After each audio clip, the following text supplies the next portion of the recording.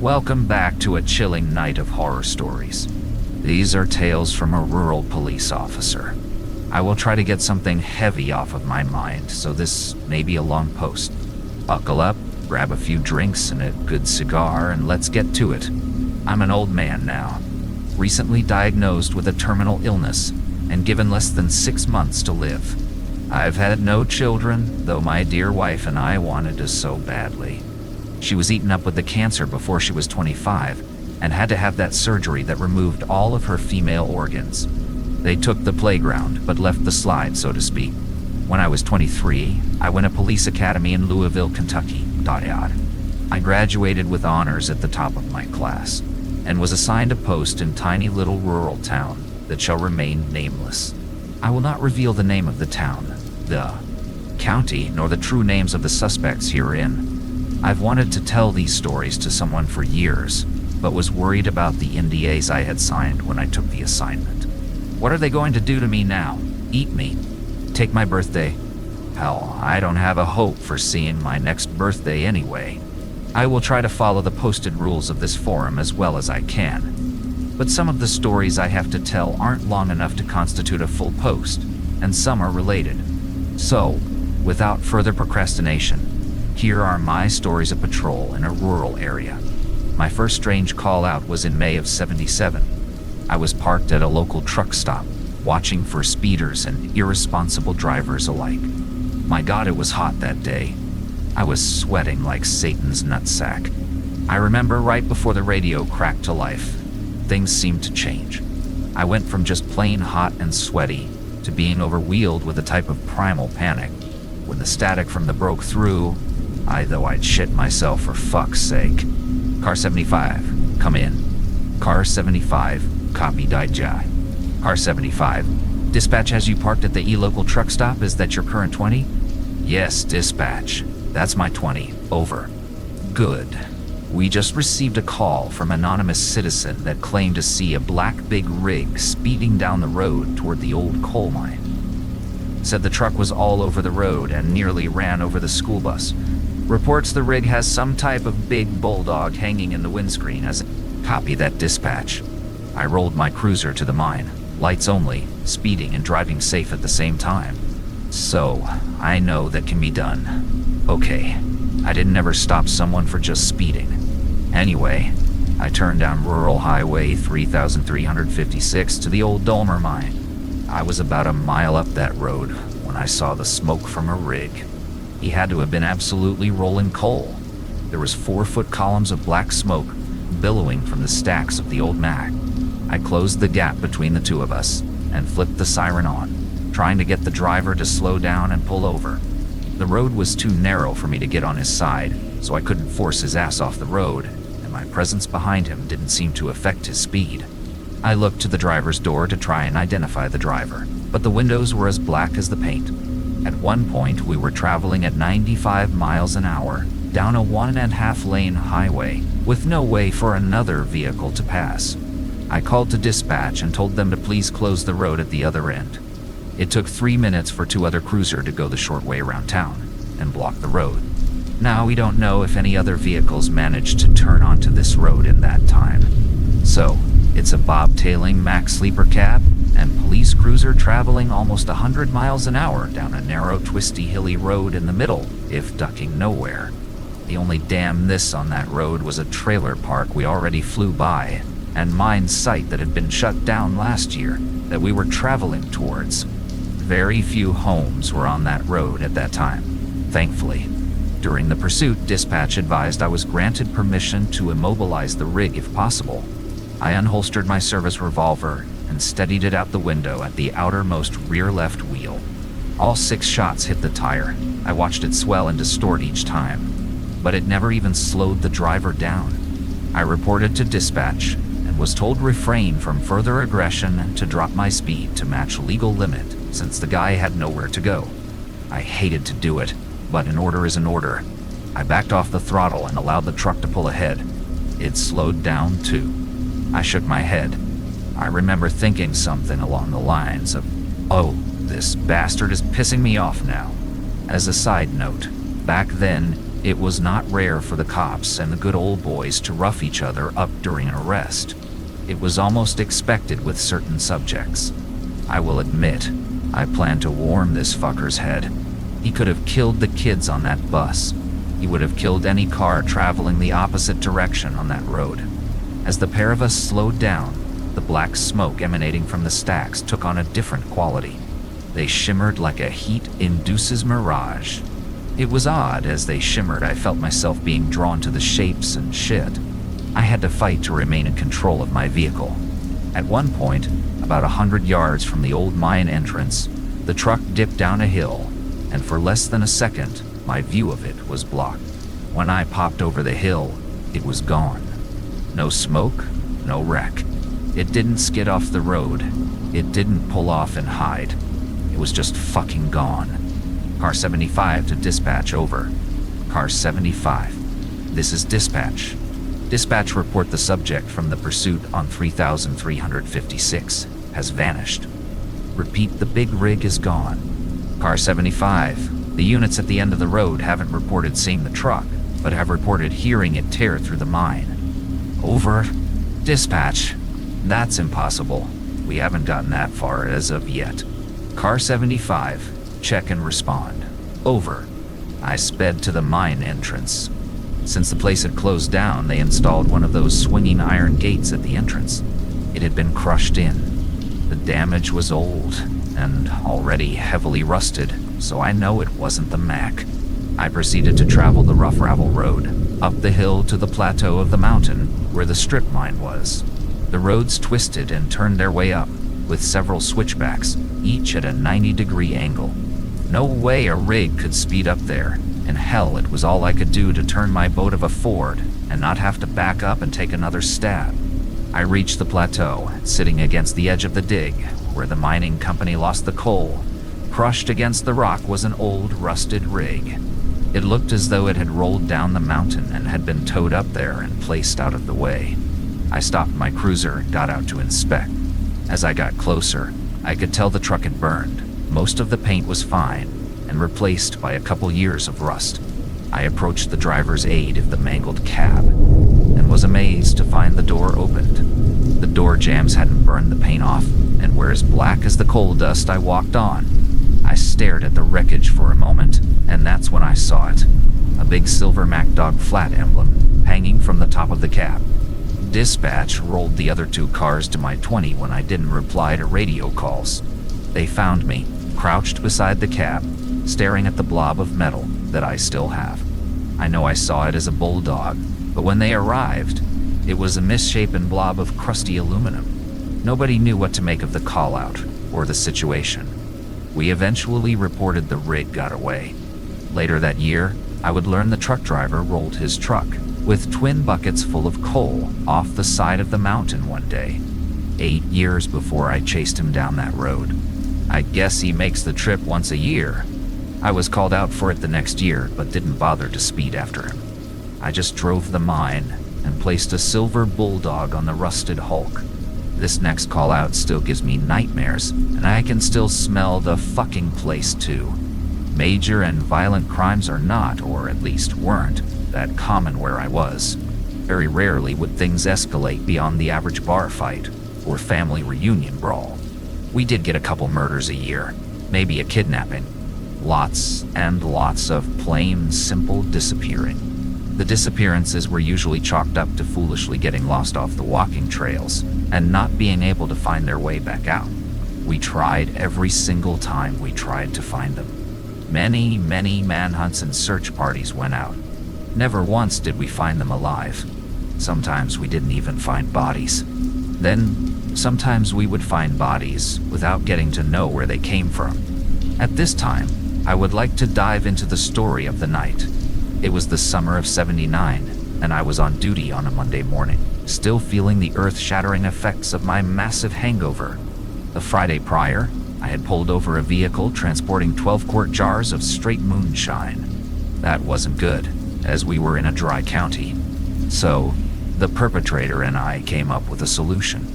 Since she was young, had a child, and no husband, she was doing whatever she could to earn some extra cash. including run moonshine for some nasty-ass people.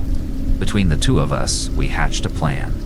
I would keep the liquor and actually pay for it. She would take the money back to the Shiner, and me and 3 other cruisers would storm the place, claiming to have seen them load the Shine and know who bought it. No heat landed on the girl, and she became my house cleaner for many years after that. I made the mistake that first weekend to test the Shine. Never again did I drink straight corn liquor without proofing it down.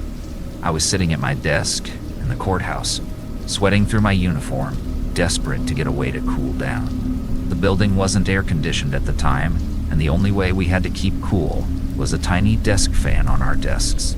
They made lots of noise, but they did not move a lot of air. So when my phone actually rang, I was a little excited and hoping I would have an excuse to take a drive. The call was a distress call from a young woman. She reported being able to smell death and rot from her neighbor's home, and reported she hadn't seen the neighbors for several days. Caller reported the neighbors to be an elderly couple. She asked if I could do a welfare check because she couldn't get them to answer the door or phone. I agreed and informed dispatch I was rolling to a WC scene and asked to have M's on standby just in case. In my experience, the vast majority of these cocks were overly cautious friends and family, and the people being checked on were usually fine. Sometimes folks talk vacations, and not telling the neighborhood was considered security. Simpler times, huh? I jumped into my cruiser and flipped the lights on, siren too, mainly so I could actually drive fast enough to get a good strong breeze in the car. It didn't take me long to reach the address I had been given. The house was old and decrepit, needing many repairs, but still habitable. As I approached the domicile, I noted the smell of death. I could tell instantly that I wasn't smelling a dead pet or even a dead deer. I was smelling a deceased human being. I radioed to dispatch telling them to alert the EMS and the county coroner. Also told her to send another car with a detective. I informed dispatch I was entering the home and ended the transmission. I knocked loudly, using my mag light to beat against the front door. I cupped my hands around my face, trying to peer inside, but the windows appeared to be painted, and I could not see through them. Thinking nothing of it, I proceeded to check the other windows for a line of sight into the home, and found them covered, or painted like the rest. I made my way back to the back side of the house, looking for an unlocked door, or window, or even the cellar being open. I was met with locks, drapes, and brown paint on every possible point of entry. By the time I came to the rotten back porch, the smell was nearly a physical being. I could almost reach out and touch it. I remembered the peppermint oil that the coroner gave us and ran to my cruiser to get it. As I applied a very generous glob to my upper lip and nostrils, I radioed dispatch to check the progress of the coroner's arrival and that of the backup I had just requested. I was assured they all should be arriving in short time. I decided to enter the house via the rear door, just in case I was badly wrong about what I expected to find inside. That way, we could try to ensure nobody burglarized the home after we left. I mule-kicked the old wooden door just under the knob twice before the jamb shattered. The swung open and violently hit the wall behind it. The smell rolled out of that house as a sticky wet fog of nasty. The peppermint oil was now doing fuck all to help the stench. As my eyes watered and adjusted to the dim light inside the home, I noticed a sound, a constant droning noise. I knew that I knew the sound, but at the moment, my hangover was truly kicking my ass, and my brain was in a deep fog. I made my way through the door and into the small, cramped utility room. I made my way into the next room, which turned out to be the kitchen. I was using my flashlight to look around, and felt something warm and wet plop on the back of my neck, followed by the intense smell of rot and human shit. I knew what it was, but my hand had a mind of its own and swept the nasty glob off my neck.